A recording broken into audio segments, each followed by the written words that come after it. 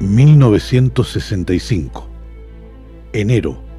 El gobierno anuncia elecciones legislativas para el mes de marzo. El Partido Justicialista obtiene la personería jurídica. Febrero. El gobierno prohíbe al Partido Justicialista participar en las elecciones de marzo. Las protestas se generalizan y el país entra en caos. Entre los miles de detenidos se encuentra el secretario general de la CGT, José Alonso. La CGT declara una huelga general de 48 horas por la detención de Alonso. La dirigencia del movimiento, bastante golpeado tras años de lucha y persecución, comienza a mostrar fisuras. Distintos sectores comenzarán a crecer buscando diversas salidas, particularmente en el sindicalismo, donde Augusto Timoteo Vándor, secretario general de la UOM, quien carga sobre sí el fracaso de la Operación Retorno, intenta llevar adelante un proyecto destinado a crear una conducción del peronismo residente en la Argentina. Dirá Vándor: si el obstáculo para que se acepte el peronismo es el general Perón, tal vez la solución consista en un peronismo sin Perón. Y enarbola una consigna: no acatar a Perón para salvar a Perón. El gobierno decide probar la teoría de Vándor de un peronismo sin Perón y autoriza la participación del Partido Justicialista en las elecciones a realizarse en Mendoza el año entrante para enfrentarlo al movimiento popular mendocino que apoya Vándor. Ante esas circunstancias, Perón ordena: ha llegado el momento en que el peronismo canalice su electorado hacia el Partido Justicialista y se presente al acto electoral con su propia denominación, ya que el neoperonismo, los partidos provinciales y las fuerzas análogas se han convertido ahora en potenciales enemigos del movimiento. Todos los dirigentes peronistas con responsabilidad en la alta conducción deben ser insospechados. Si alguno llegara a fallar, ha de ser sancionado como traidor. 1966. El 17 de abril, en la prueba piloto de las elecciones de la provincia de Mendoza, el candidato señalado por Perón aplasta al de Augusto Timoteo Vándor. La señal es muy clara: más allá de los dirigentes, el pueblo trabajador seguía monolíticamente junto al general Perón. Tras el fracaso, Vándor se reinserta a la disciplina partidaria. Esta realidad es un duro golpe para el sector reaccionario de las Fuerzas Armadas, que ve desmoronarse el frágil tinglado pseudo-democrático que ellos sustentan. Y la preocupación que se ahonda en la cúpula militar la lleva a la conclusión de que es imperioso instaurar un nuevo gobierno monopolizador, no solo del poder político, sino también de la actividad política. El martes 28 de junio, el doctor Arturo Illia es desalojado de la Casa de Gobierno por una brigada de lanzagases de la Policía Federal y destituido de su cargo por las Fuerzas Armadas. La Junta de Comandantes dispone también la destitución de los gobernadores e intendentes. El Congreso Nacional y las legislaturas provinciales son disueltos y se separa de sus cargos a los miembros de la Corte Suprema. También es prohibida la actividad de los partidos políticos y confiscados sus bienes. Se designa al general Juan Carlos Onganía en el cargo de presidente de la República Argentina, otorgándole la suma del poder político.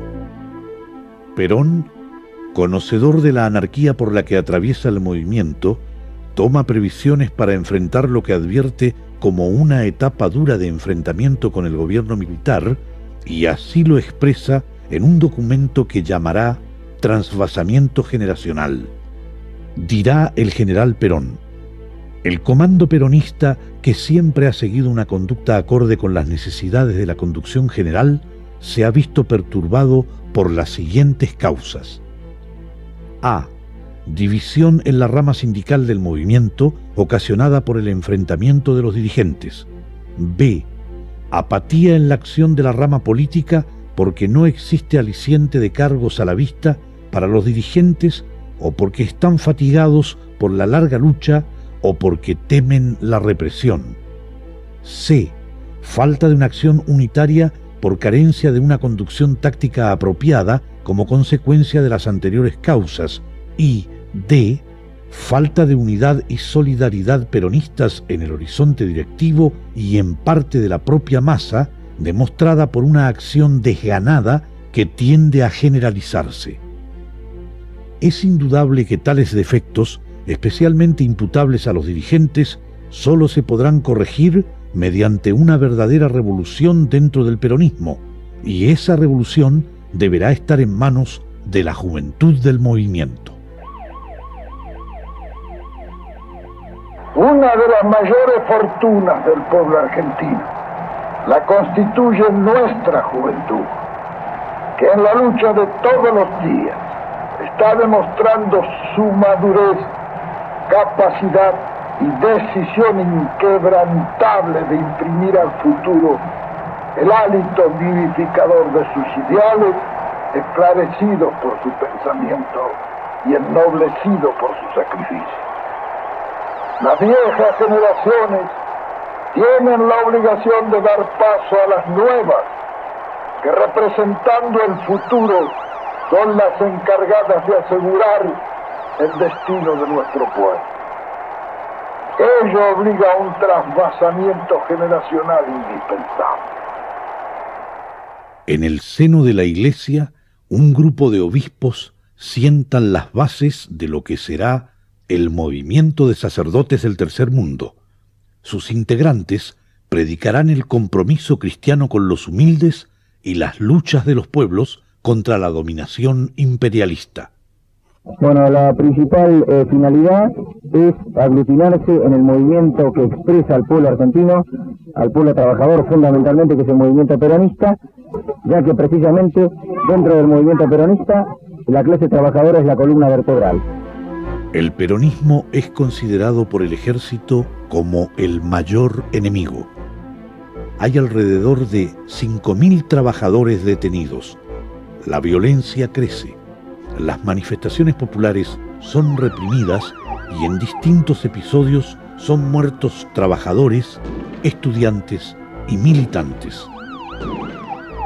El 29 de julio de 1966 se intervienen todas las universidades nacionales. La policía evacúa las facultades por la fuerza.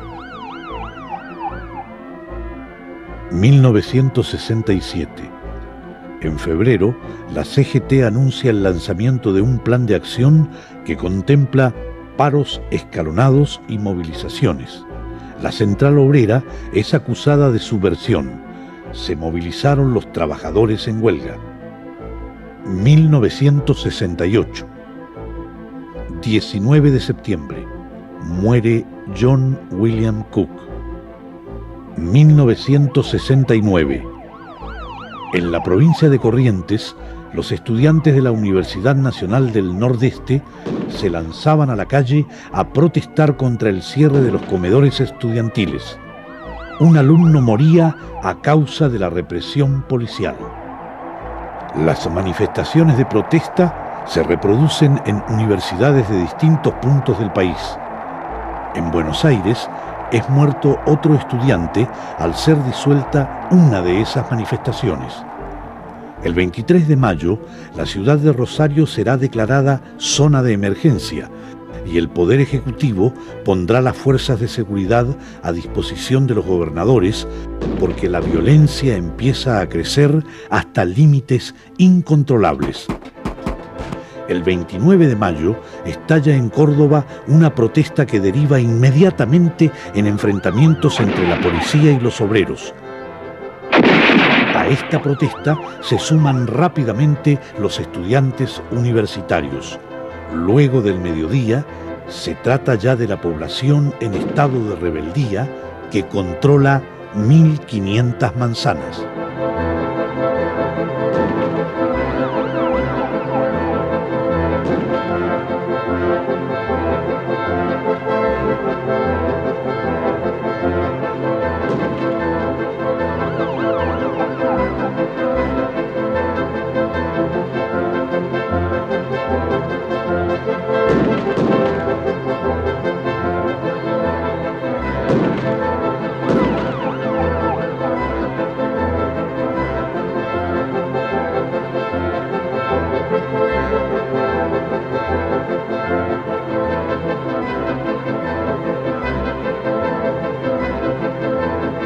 Intervienen el ejército y la aeronáutica y se decreta el toque de queda. Al cabo de 25 horas de lucha, las Fuerzas Armadas retoman el control de la ciudad. Hay 14 muertos, 100 heridos y más de 500 detenidos. El 30 de junio tiene lugar un hecho que prefigura tragedias posteriores. Un grupo comando irrumpe en la sede de la Unión Obrera Metalúrgica y da muerte a balazos al secretario general Augusto Timoteo Bandor, quien venía de reunirse con el general Perón en Madrid. Su asesinato ponía en práctica una modalidad política trágica y sangrienta. El crimen político respondía a una concepción pequeño burguesa e individualista de la historia y la política. La supresión física del adversario como forma de alcanzar el triunfo. El accionar de la guerrilla crecerá más aún entre los años 1966 y 1969. Se detectan grupos guerrilleros en las provincias de Córdoba y Tucumán. En Tacorralo es capturado un grupo de 13 personas denominado Comando 17 de Octubre. En Rosario es atacado a tiros el comando del Segundo Cuerpo de Ejército. En Buenos Aires estalla un arsenal subversivo causando la muerte de 12 personas y destrozos. En Monte Grande, provincia de Buenos Aires, la policía se incauta de un arsenal y elementos quirúrgicos. En la capital es descubierta una célula extremista peronista dirigida por el ex general Miguel Ángel Iñiguez. Se descubre un campamento guerrillero en Córdoba, donde funciona un hospital de campaña. En el enfrentamiento muere un insurgente y hay 7 detenidos. En Salta, un enfrentamiento entre guerrilleros y gendarmes deja un saldo de un efectivo y 2 guerrilleros muertos y 17 insurgentes detenidos. Hacia fin de 1969, en La Plata, se registra un intento de copamiento en el Regimiento Séptimo de Infantería. 1970. El 29 de mayo, en una operación comando, es secuestrado Pedro Eugenio Aramburu. Almirante Rojas, ¿alguna declaración, por favor? Los 3 comandantes acuerdan el reemplazo de Onganía. El 8 de junio de 1970, la Junta Militar depone a Juan Carlos Onganía y reasume el poder político.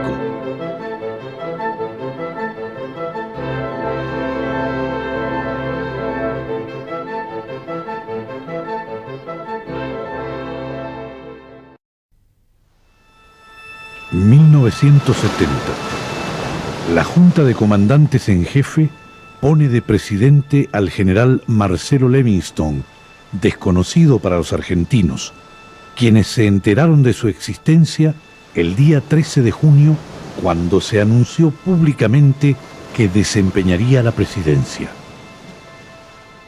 Levingston asume el 18 de junio.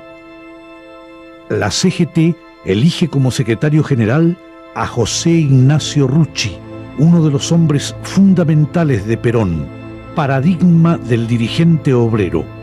Con Rucci, la CGT entra en su etapa más combativa. Nuestro país se está debatiendo frente a un caos como jamás se dio en la historia. Frente a esta coyuntura histórica, el movimiento obrero argentino no está dispuesto a ser simple testigo de los acontecimientos, sino que se va a introducir de cabeza dentro de ese proceso y va a pasar a ser el gran protagonista de todos aquellos acontecimientos que estén plasmados en los sentimientos del pueblo.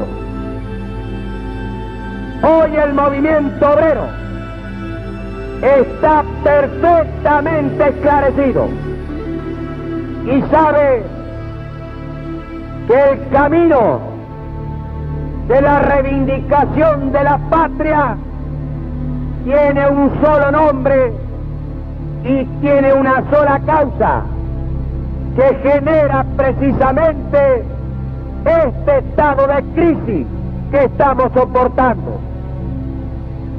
Es la causa de la marginación del pueblo en las grandes decisiones que espera este país. Y frente a esta alternativa histórica, el movimiento obrero argentino no puede seguir tirando trompada al aire, pretendiendo combatir los efectos cuando el gran mal se da en la causa. Y esa causa es política, hacia nuestro país, hacia nuestro movimiento, y de ahí el más, la clase trabajadora tiene que ser categórica y definitoria en sus apreciaciones. Es por eso que la Central Obrera, mancomunada con el pueblo, solo reclama la legitimidad del poder. El secretariado de la CGT advierte que existe un plan para asesinar a dirigentes obreros peronistas. Miembros de la organización Montoneros toman durante varias horas La Calera en Córdoba. Un comando de la FARC, Fuerzas Armadas Revolucionarias, asalta un banco en La Plata. Santa Fe, la policía recupera un camión con 20 toneladas de explosivos que habían sido robados por la FARC.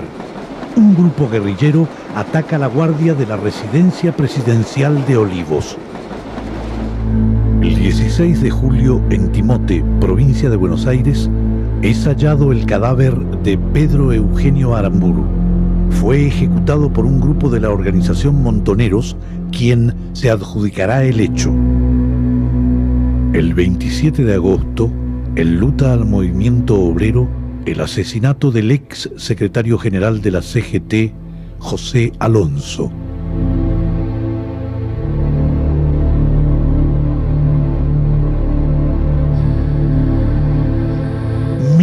...1971... 17 de marzo... se incorpora la pena de muerte al Código Penal. El movimiento obrero argentino, sindicalmente organizado, quizás lo único que esté organizado en nuestro país, reclama y reclamará permanentemente que se anule esa causa que nos ha prostituido y se abra la puerta para que por el camino ancho de la liberación entre ese pueblo y con el gobierno en sus manos plame la legítima revolución que anhelamos todos los argentinos. Se acabaron las especulaciones, ya no hay más capacidad de maniobra para nadie, y si alguien ilusoriamente quiere torcer este proceso, será el mismo proceso que lo pasará por arriba. Ningún dirigente, ningún trabajador que realmente quiera a su patria podrá escapar a esa tremenda responsabilidad.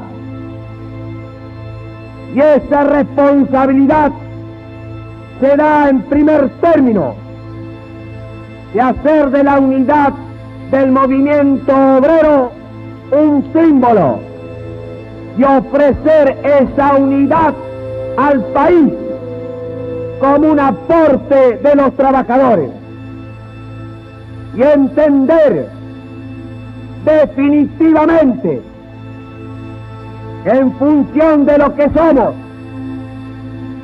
en función de lo que hemos abrazado desde lo más profundo de nuestros corazones, que es el movimiento peronista, solamente existe en el ejercicio de la conducción de este grandioso movimiento, que es del pueblo y para el pueblo, la figura del general Juan Domingo Perón.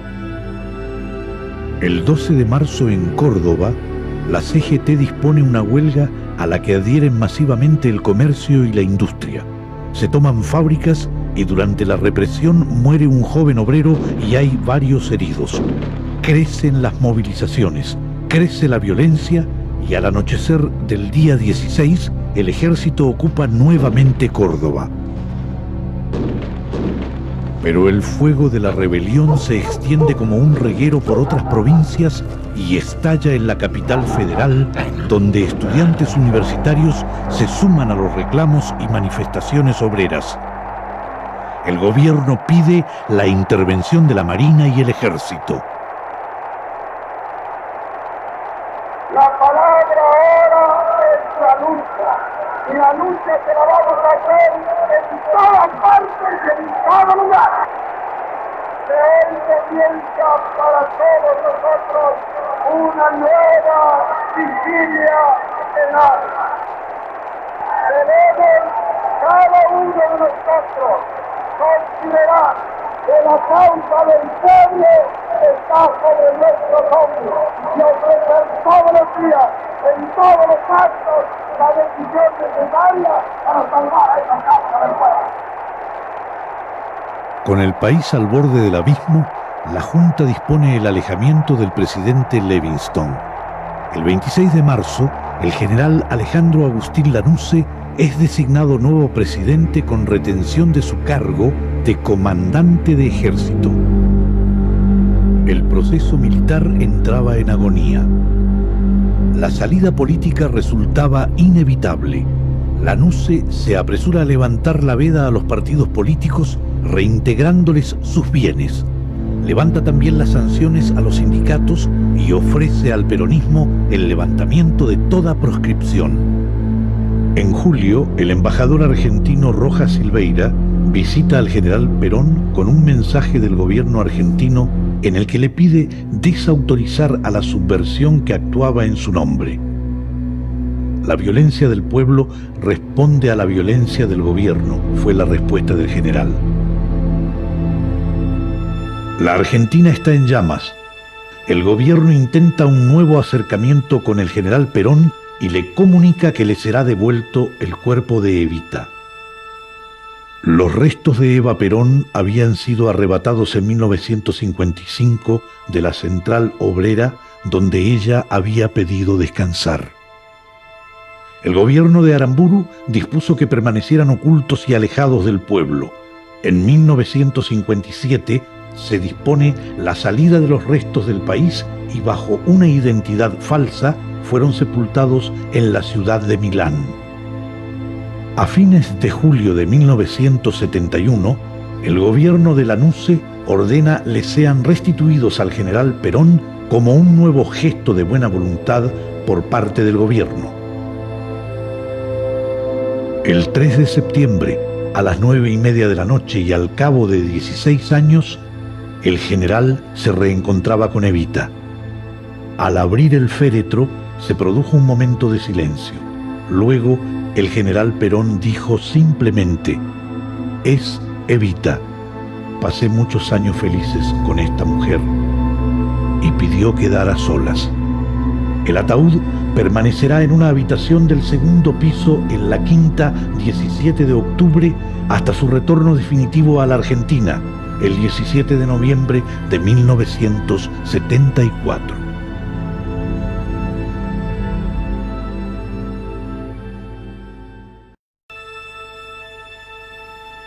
...1972... La policía en estos momentos dispersa a los estudiantes. ¿Qué están haciendo con ustedes? Estamos reunidos para fortalecer el petitorio por los familiares de los presos políticos. Somos amigos. ¿Son familiares de presos políticos? Amigos y familiares, compañeros de... ¿Son todos del mismo colegio? No, son de varios colegios y varias facultades. Han venido de la Facultad de Letras, han venido de Ciencias Exactas. ¿Hay gente que entró al Ministerio del Interior? Sí. Familiares y parientes y amigos han entrado para aumentar más la fuerza del territorio. La policía dice que hay que circular. Gracias.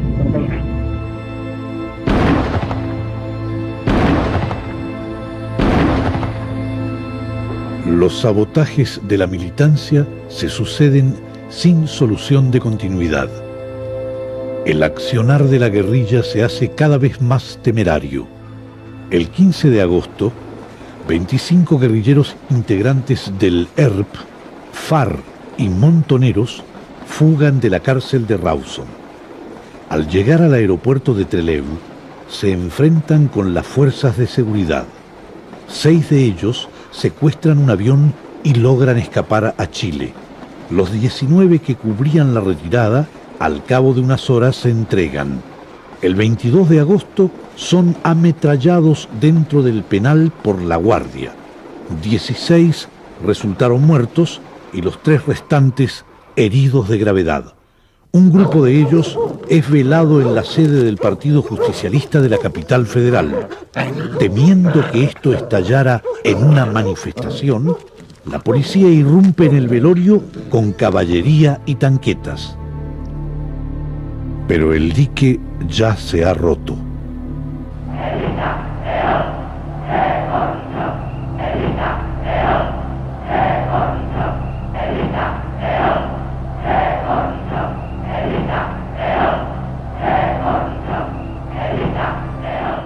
El gobierno le pide al general Perón desautorice a los grupos armados que se reclaman peronistas.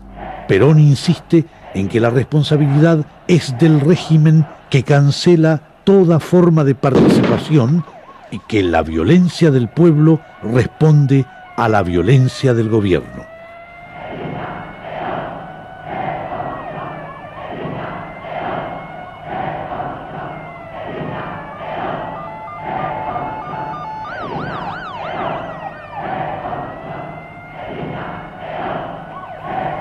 Es el fin.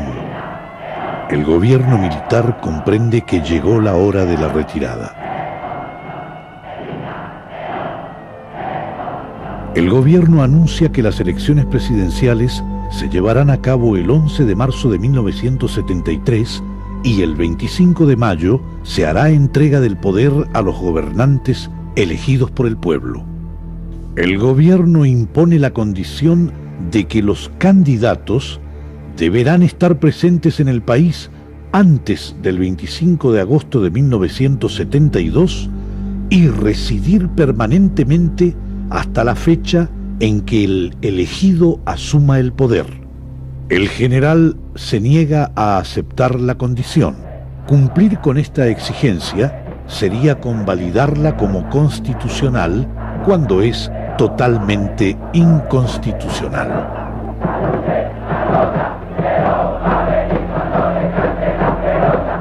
El 14 de noviembre, el general sale de Madrid hacia Roma, donde se reúne con el primer ministro italiano Giulio Andreotti. Allí da una conferencia de prensa. Y el 16 de noviembre, junto a una comitiva de 127 personalidades del peronismo, que estaba encabezada por su delegado personal, Héctor Cámpora, y que había llegado desde Buenos Aires para acompañarlo, sale de Roma rumbo a Buenos Aires para reencontrarse con su pueblo, finalizando un exilio de 17 años. ¿Qué supone para usted en estos momentos en los que los sentimientos humanos son tan grandes? ¿Qué supone al compensarlo con lo que figura políticamente el regreso a la Argentina? El regreso del general Perón a la Argentina, más que nada debe ser apreciado por el pueblo argentino. Yo, por mi parte, me siento inmensamente feliz de poderlo hacer. ¿Qué tiempo durará su estancia aquí en la Argentina? Bueno, mientras dure el trabajo que hay que realizar. ¿Será mucho, será poco? Es mucho el trabajo que hay que realizar en la Argentina. Es mucho el trabajo que hay que realizar, pero si los argentinos me ayudan, será mucho más fácil y más corta la tarea. Hay un detalle que no me ha pasado inadvertido, y es que usted partió a las 8:25, la hora exacta en que murió Eva Perón. ¿Por qué? La hemos recordado en ese momento y quizá en homenaje a ella hemos partido en ese momento. Por último, unas palabras para este pueblo que está ahí abajo, bajo este avión, bajo este DC-8, esperándole ansioso. Bueno, por fin, después de tantos años, me puedo dar el inmenso placer de contemplarlo nuevamente, ya que ellos imaginarán que en estos 17 años he estado pensando siempre en ellos. ¿Y cuál será el estado de mi espíritu cuando esa enorme contemplación y pensamiento coinciden en el preciso momento de poderles saludar?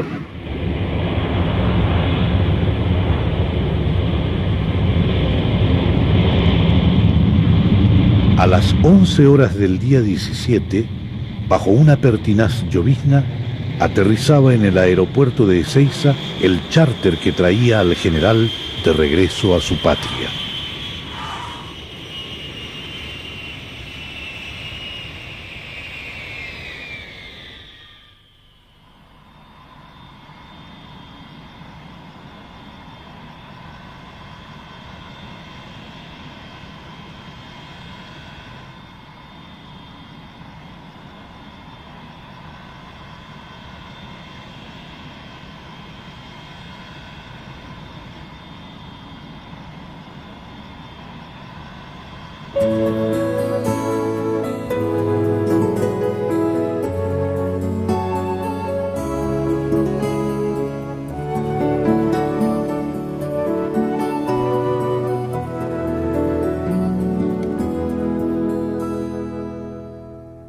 De pequeño yo tenía un marcado sentimiento armamentista, tanques de lata, de cromo y níquel y unos graciosos reservistas de plomo a mano pintados con morriones colorados que eran toda una delicia para mi mente infantil.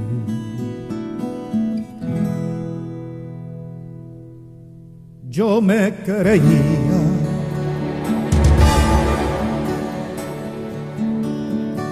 como creía en el honor del paso del batallón dentro de mi habitación.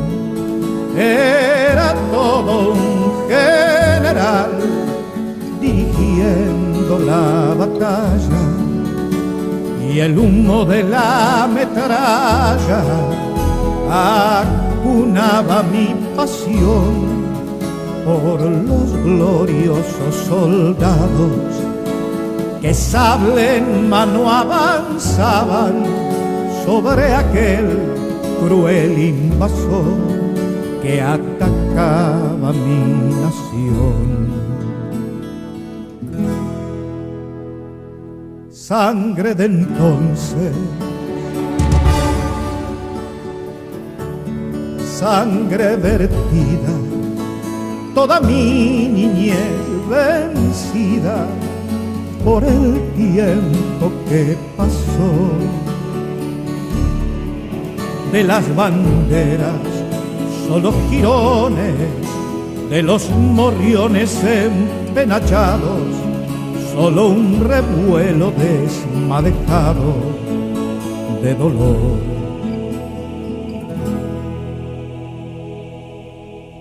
¿Qué nos pasó?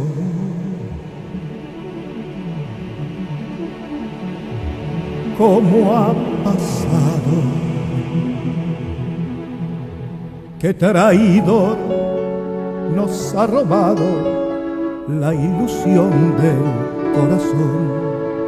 Creo que quiero cerrar los ojos para no ver los despojos de lo que tanto amaba entonces.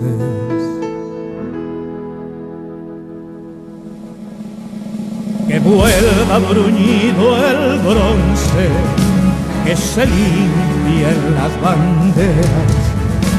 Yo quiero una fila entera de soldados desfilando y todo un pueblo cantando con renovada pasión. Quiero de nuevo el honor, aunque no existan victorias. Quiero llorar con la gloria de una marcha militar y un banderín agitar frente a un ejército popular.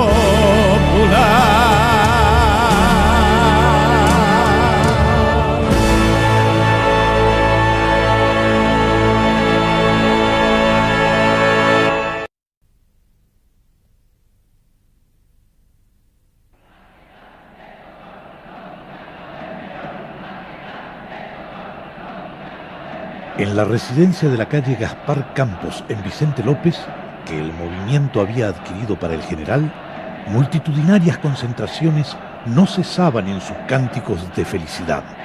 Solo en las noches, para que el general pudiera descansar, guardaban un conmovedor silencio. Y así esperaban el amanecer en que se repetía el milagro de ver aparecer al general. Y desbordados de alegría, volvían los cánticos y las consignas. Al cabo de 3 días, y a pedido del general, cesaron los festejos. Ordenadamente, las multitudes se alejaron para que el general pudiera trabajar. Durante los 28 días que el general Perón permaneció en la Argentina, la residencia de Gaspar Campos pareció ser la verdadera sede gubernamental, tal el constante desfile de figuras políticas pertenecientes a distintos sectores. Señor, ¿qué nos puede decir de esta reunión? De esta reunión, que son mis amigos que vienen de todas las provincias a que cambiemos algunas impresiones. Son los presidentes de partidos de todas las provincias, de las 23 provincias. Ayer lo visitó el doctor Ricardo Balbín. ¿De qué hablaron? ¿Sus impresiones son favorables? ¿Son positivas? Son maravillosas. Ver tanta gente bien, capaz, idealista, que vienen a decir simplemente estamos como firmes, como piedra todos juntos. ¿No le parece a usted que eso es algo grande? Pero es usted optimista entonces, ampliamente optimista. Estaría bueno que fuera pesimista con todo eso. ¿Alguna reunión a nivel gubernamental? No, yo. No. Yo ahora soy un grasa y quiero seguir siendo un grasa, no quiero saber nada. Con la altura no quiero saber nada. Le agradecemos nuevamente. Muy amable, señor. Gracias. Chao, chao, muchachos.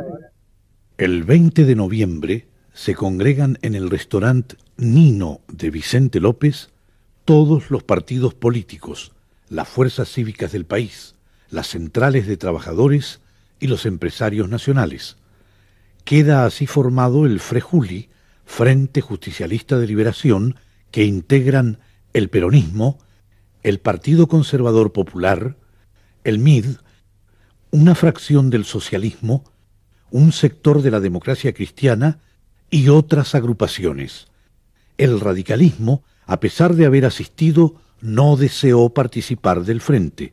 No obstante, colaboró con una comisión ejecutiva que se encargó de elaborar un documento de coincidencias mínimas en el que se reclamaba, entre otras cosas, la derogación de la cláusula inhibitoria del 25 de agosto, la cual daba por vencido el plazo para registrar residencia permanente en la Argentina para los que quisieran ser candidatos en las elecciones de marzo. El Frente proclamó como candidato al general Perón. 29 de noviembre. El gobierno anuncia que no se modificará la cláusula proscriptiva del 25 de agosto que le impide a Juan Perón ser candidato a presidente. El 14 de diciembre, el general sale con rumbo a Madrid a preparar su regreso definitivo a la patria. Antes de partir, designa como candidato por el Frente Justicialista de Liberación al doctor Héctor Cámpora. La consigna del peronismo será Cámpora al gobierno, Perón al poder.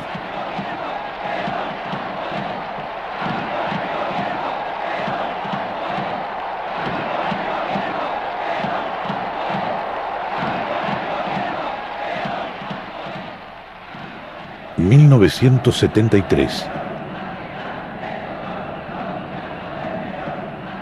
las elecciones del 11 de marzo, los argentinos se pronunciaron con una catarata de votos peronistas. El pueblo se lanzó a las calles. En todo el país se vivieron momentos de alborozo sin precedente en los últimos años desde 1955. El 25 de mayo, el presidente de facto Agustín Lanusse entrega las insignias del mando al presidente electo, doctor Héctor Cámpora. Junio. El presidente Héctor Cámpora viajó a Madrid para acompañar al general en lo que sería su retorno definitivo a la patria. El jefe de Estado español, Francisco Franco, los despide en el aeropuerto de Barajas. Pese a su larga estadía en España, el general Perón nunca lo había visto personalmente. Esta vez, sin vallas de ninguna naturaleza, el general Perón volvería en triunfo al país del que una minoría facciosa lo había expulsado 18 años atrás para tributarle a su pueblo un último acto de servicio. 20 de junio.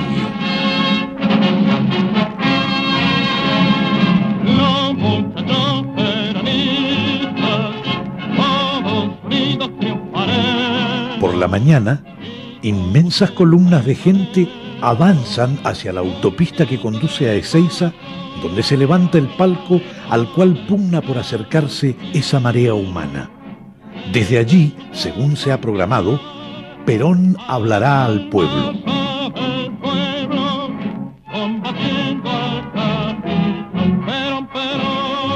La inmensa concurrencia, llegada desde los ámbitos más lejanos del país, se distribuía sobre la avenida, así como en los bosques adyacentes. Todo era algarabía, cánticos, festejos, pero el drama estaba agazapado. ¿Será porque me dueles? ¿Será porque te quiero? ¿Será que estoy seguro que puedes llenarme de palomas el cielo? ¿Será porque quisiera que vueles, que sigue siendo tuyo mi vuelo? Eran aproximadamente las 14 horas cuando francotiradores apostados en lejanos árboles comenzaron a disparar indiscriminadamente contra la desprevenida e indefensa multitud, sembrando el pánico y la confusión. A su vez, fuerzas encontradas del peronismo comenzaron a atacarse por el control del palco, desde donde el general se dirigiría a su pueblo, enlutando la fiesta de ese pueblo que había aguardado y luchado durante 18 años por el regreso de su líder. El vicepresidente en ejercicio de la presidencia, Vicente Solano Lima, consideró oportuno comunicarse con el avión que traía a Perón, disponiendo que el mismo aterrizara en la base aérea militar de Morón. Allí tocó tierra el jefe justicialista a las 16:45. Estamos viviendo las consecuencias de una posguerra civil que, aunque desarrollada embosadamente, no por eso ha dejado de existir. A lo que se suman las perversas intenciones de los factores ocultos que desde la sombra trabajan sin cesar tras designios no por inconfesable menos reales. Nosotros somos justicialistas. Levantamos una bandera tan distante de uno como de otro de los imperialismos dominantes. No creo que haya un argentino que no sepa lo que ello significa. No hay nuevos rótulos que califiquen a nuestra doctrina ni a nuestra ideología. Los que pretextan lo inconfesable, aunque cubran sus falsos designios con gritos engañosos, no pueden engañar a nadie. Los que ingenuamente piensan que pueden copar nuestro movimiento o tomar el poder que el pueblo ha reconquistado, se equivocan. Por eso, Deseo advertir a los que tratan de infiltrarse en los estamentos populares o estatales que por ese camino van mal. Les aconsejo que cesen en sus intentos, porque cuando los pueblos agotan su paciencia, suelen hacer tronar el escarmiento. 13 de julio. El país conoce la noticia de la dimisión del primer mandatario, doctor Héctor Cámpora, a la que se acompaña la del vicepresidente, doctor Solano Lima. Yo no sé si la emoción, la honda emoción que me embarga, me permitirá la lectura de este mensaje al pueblo argentino, porque está próximo un acontecimiento a cuyo servicio he puesto la conducta y la lealtad incuestionable de toda mi vida: el reencuentro del general Perón con su pueblo en el ejercicio pleno, real y formal de su indiscutida conducción. Ahora que el general Perón está definitivamente en el suelo patrio, ese deseo del pueblo debe tener ocasión de manifestarse sin vallas ni limitaciones de ninguna especie.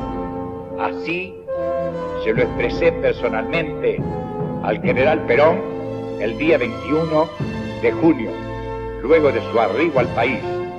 Hoy he presentado al Honorable Congreso de la Nación mi renuncia irrevocable para posibilitar el reencauzamiento de un proceso que fue distorsionado por la incomprensión cuando el Frente Justicialista de Liberación se vio privado de postular como candidato a la primera magistratura de la patria al general Perón. Voluntad irrebatible de todo el pueblo argentino. Finalmente, desde lo más profundo de mi corazón, mi agradecimiento más puro y noble al pueblo y al general Perón por la alta distinción de que me hicieron objeto. Amada mía, querida mía, ay, patria mía, de tumbo en tumbo se pierde el rumbo de la alegría. Vamos arriba, que no se diga que estás llorando, que tus heridas mal avenidas se irán curando. Defiende tu derecho a la vida y juntos seguiremos andando.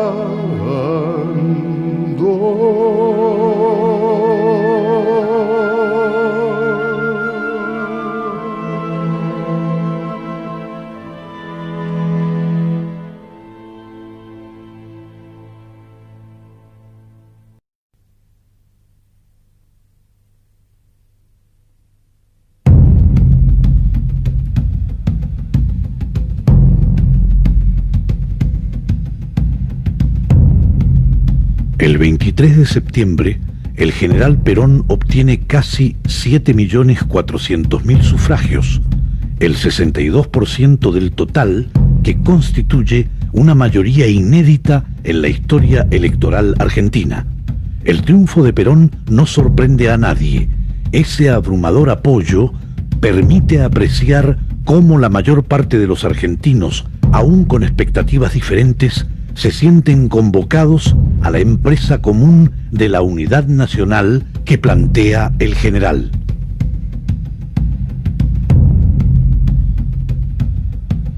Pero el 25 de septiembre se enlutaría nuevamente el peronismo.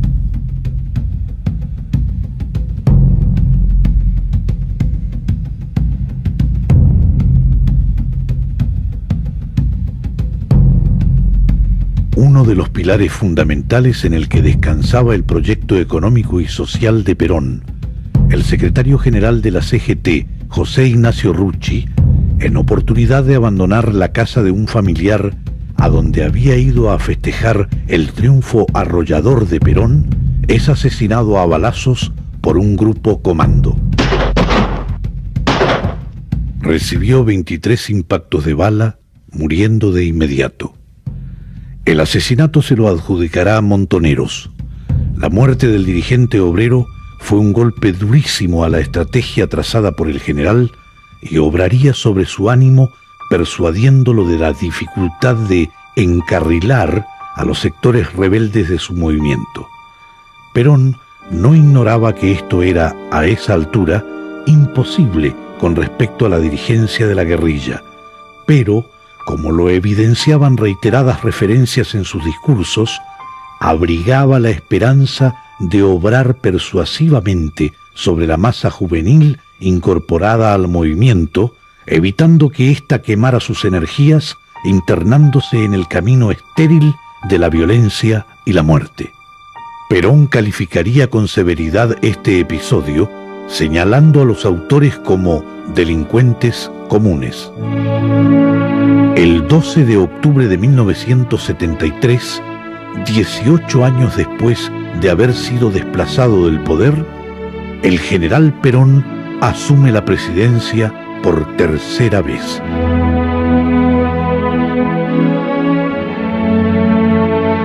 Yo, Juan Domingo Perón, juro por Dios nuestro Señor y estos santos evangelios, desempeñar con lealtad y patriotismo el cargo de presidente de la nación y observar y hacer observar fielmente la Constitución de la nación argentina. Si así no lo hiciere, Dios y la nación me lo demandarán.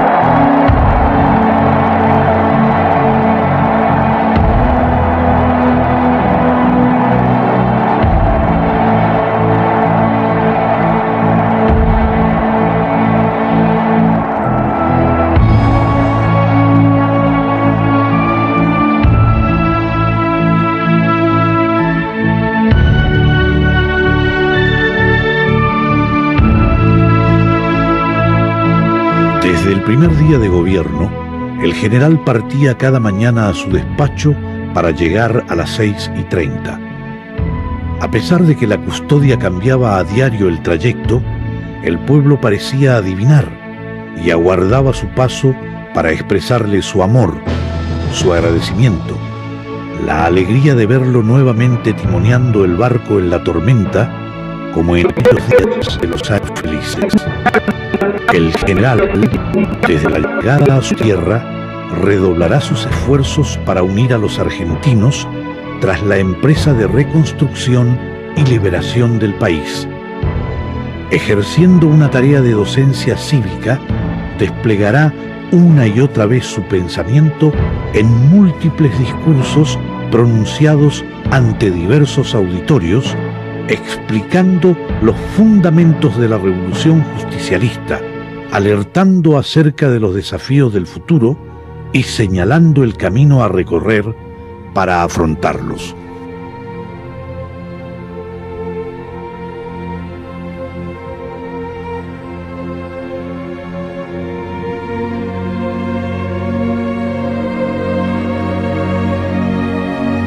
El mundo occidental ha destruido durante demasiado tiempo y sigue destruyendo todavía los valores espirituales de los pueblos que explotan el capitalismo y sus insaciables ambiciones egoístas de riqueza y de predominio.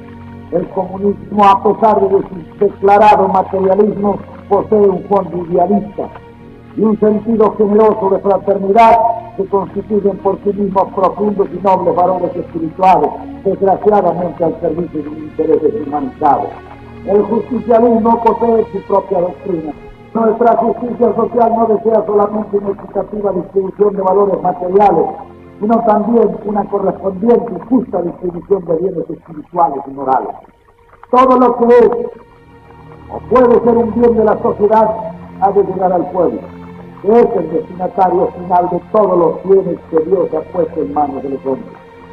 Por eso luchamos entre todos los privilegios y en cualquiera de sus formas, económicas, sociales o políticas, porque todo privilegio significa en alguna forma el injusto acaparamiento individual de valores que deben ser distribuidos equitativamente en beneficio del pueblo. La justicia social del peronismo se opone a todo privilegio. Así se trata de un monopolio económico, de una oligarquía política o de cualquier otra forma material o espiritual que no tenga como ideal de sus afanes el bien del pueblo y su felicidad. ¿Acaso por eso mismo decimos que en esta tierra los únicos privilegiados son los niños? Porque son los únicos que nunca pueden utilizar ese privilegio como instrumento de explotación o de opresión. Creo firmemente que ya llega en el mundo la hora de los pueblos. Las instituciones que quieran mantener el cerco de sus antiguos privilegios y niegan la realidad del pueblo impidiéndole que penetre en sus cuadros directivos, serán destruidos por la avalancha de las masas que surgen desde el principio de la historia por caminos de sangre y de dolor, pero con una marea incontenible de libertad y de justicia. Nuestra única gran virtud ha sido adelantarnos al tiempo en su evolución irreversible y organizar la marea, para que el paso de esa edad a otra edad de nuestra historia se realice sin grandes inconvenientes y sin mayores sacrificios. La hora de los pueblos ya no es una palabra de la jerga demagógica en las mentiras democracias de nuestro tiempo. Los pueblos están abriéndose camino entre la maraña de redes y de sombra que los aprisionaba. Ninguna fuerza los podrá detener en ese camino de liberación. La sed de justicia que llena la boca y el corazón de la humanidad ya no podrá ser apagada ni con palabras ni con dinero. En nuestros tiempos se cumplirán inexorablemente las palabras de Cristo y serán bienaventurados los que tengan sed de justicia, porque ellos serán saciados y saciados de justicia en la plenitud de su realidad. Yo me enorgullezco de que el pueblo argentino, levantando la doctrina peronista como bandera de sus ideales, sea el que inicia la marcha de los pueblos en este momento trascendental de la humanidad. La nuestra, señores, es una marcha de victoria ineludible. ¿Acaso nosotros, como todos los que en el mundo han levantado una bandera por primera vez, caigamos aparentemente derrotados en nuestro afán casi infinito de justicia y libertad? Pero la marcha no será interrumpida por nuestra caída. Detrás de nosotros vienen todos los pueblos del mundo sedientos de libertad y de justicia. La justicia y la libertad no se regalan, se conquistan, se defienden y muchas veces hay que morir por ello. Quienes quieran oír, que oigan. Quienes quieran seguir, que sigan. Mi empresa es alta y clara, mi causa es la causa del pueblo.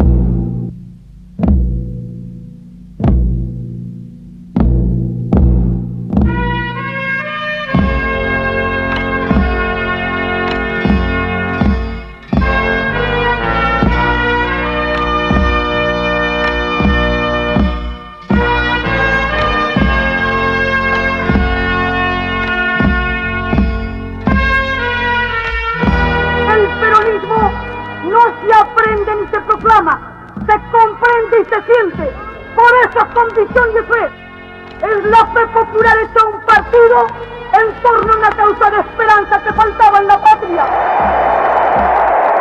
Soy peronista por conciencia nacional, por procedencia popular y por convicción personal y apasionada solidaridad y gratitud a mi pueblo, vivificado y actuante otra vez por el renacimiento de sus valores espirituales y la capacidad realizadora de su jefe, el general Perón.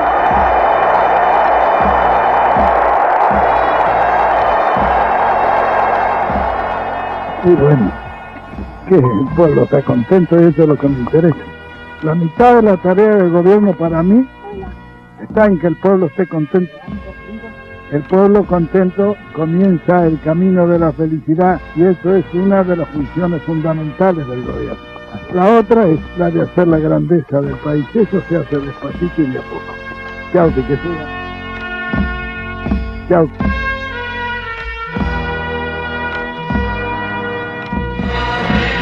Muerte no te pertenece, muerte no vengo a buscar. Los pueblos son como un río con agua determinada. Puede guardar las cenizas, yo tengo su corazón, porque él vivió de tal suerte que vivo vive en la muerte. Muerte, guárdate el silencio, mira su voz, me la llevo.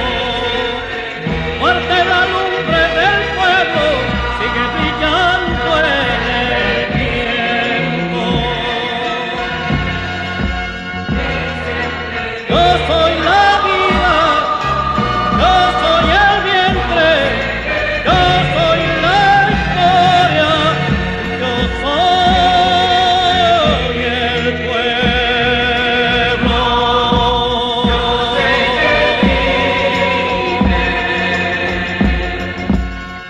El justicialismo es una nueva filosofía de la vida, simple, práctica, popular, profundamente cristiana y profundamente humanista. Como doctrina política, el justicialismo realiza el equilibrio del derecho del individuo con el de la comunidad.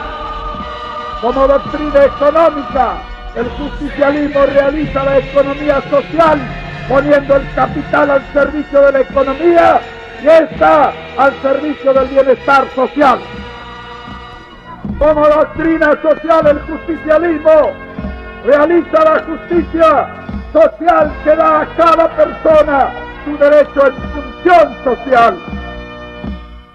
No existe para el peronismo más que una sola clase de hombres, los que trabajan. Compañeros, deseo que Dios derrame sobre ustedes todas las venturas y la felicidad que merecen. Yo llevo en mis oídos la más maravillosa música que para mí es la palabra del pueblo argentino. Yo soy la vida, yo soy el vientre, yo soy la historia, yo soy el pueblo. El 1 de julio de 1974, a las 13:15 horas, el general Perón entró en la inmortalidad.